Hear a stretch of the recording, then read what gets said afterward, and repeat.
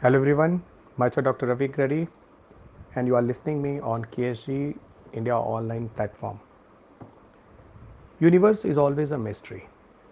Even scientists did not have a 1% knowledge of universe. If anyone asks about the size of universe, whole scientist community is silent.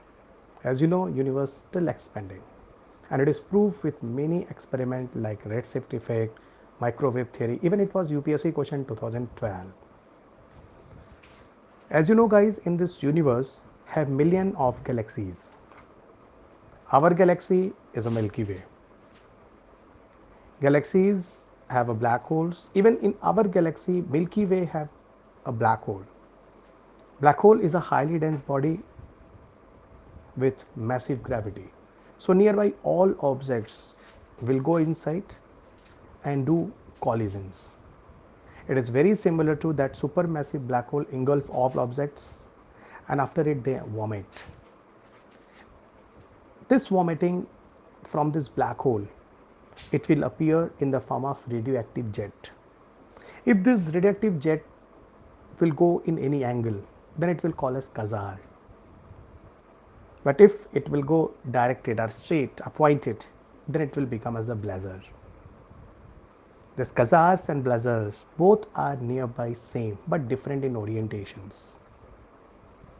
Blazars are very highly energetic object in the universe. These are very dense quasars. Those are present in center of giant electrical galaxy. Those joined with the black hole. They have more shining than stars. If you want to detect this quasars, blazars, you should have a radio telescope because normal telescope cannot differentiate stars, quasars and blazars. Because quasars, blazars, if you want to identify, you should have very high clarity based telescope, as I told you, radio telescope.